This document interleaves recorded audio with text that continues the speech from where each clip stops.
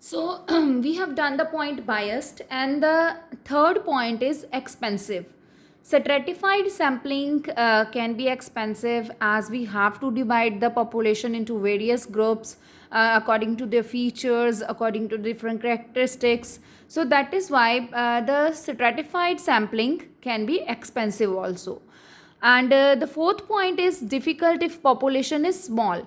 Now, for example, if the population is very small, then this is not a good idea to make the groups, make the stratas. This is, you are going to increase your own burden only by making the different groups if population is small. So stratified sampling is good only when the population is large, and out of large population, the population is having diverse characteristics. If all the people are homogeneous only, the population is homogeneous only, then there is no use of making of the groups. Now let's move to the one more point is there, that is systematic sampling. So what is systematic sampling? Systematic sampling is as the second method for restricted random sampling. Under systematic sampling, in which method, in which out of the complete list of available population, every nth item of numbered item is selected as a sample, is called systematic sampling. I will give you one example. For example, the total number of students in commerce is 100. And now to take the data out of this 100 people, we are going to choose 10 people, 10 students. So out of 100 population, we have to take the sample of 10 students only. So then what we are going to do, we are going to follow one method, and this method is systematic sampling. How we are going to follow this method? That first of all, we will give the numbering to all 100 students. This is number 1, number 2, number 3, number 4 up to 100. So after giving the numbering, then we are going to apply one formula. So how we are going to apply this formula? We are going to find out nth term. This nth term, the formula is equal to total population divided by number of sample. Here in this example, total population is 100 and number of sample is 10. So that is 100 divided by 10 is equal to 10 only. Now the nth term has come as 10. So one number, the very first number I will select. For example, the very first digit I am selecting is 9. So I have selected this 9 with my own wish only. I can select any number. I can select 2 also, 3 also, right? So the first number you will be selecting with your own wish. So here, that is why we are not following 100% randomness. So when I'll be choosing very first unit, then I'll be not following proper random. So the very first item you will choose with your own wish. So I have selected the very first term as 9th.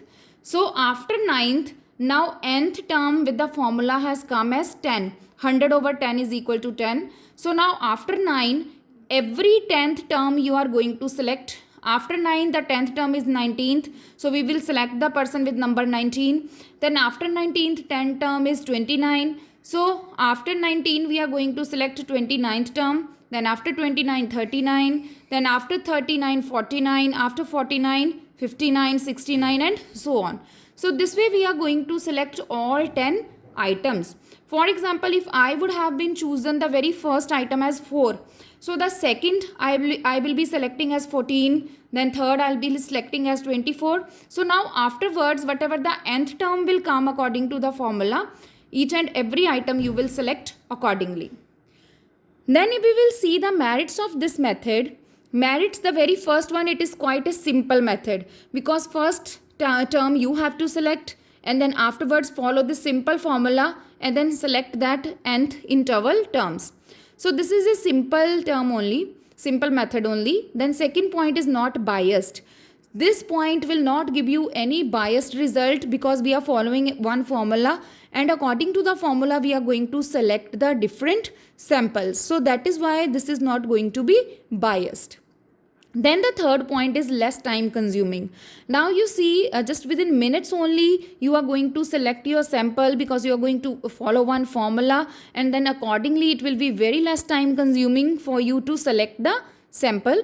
Then fourth point is satisfactory result. Whatever the results we will get out of it, right, that results will be satisfactory because we are following a non-biased formula, unbiased formula. So whatever the result we will be following, that will be satisfactory.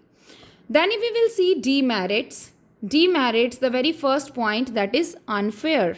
Now this is going to be unfair. Why? Because many important items we may miss. Why? Because we are going to apply one formula, and according to the formula any 10 samples can be selected which are there at number 9, number 19, 29 and 39 and so on. So that is why maybe very important items we are going to miss according to the same. So second one is misleading results. Of course, when the sample collected will not be proper representative, then whatever the results we will get, that results will be misleading only. Then the third point is unsuitable if size of population is large. When we talk about the population in lakhs, in crores, then we cannot go for this method, as this is not easy to select for a large population. By this nth term formula cannot be applicable on a population where population is in lakhs or population is in crores. So these are two methods, systematic sampling and stratified sampling. One more method is there, or restricted random sampling. One more method is there that we'll be doing in the live class.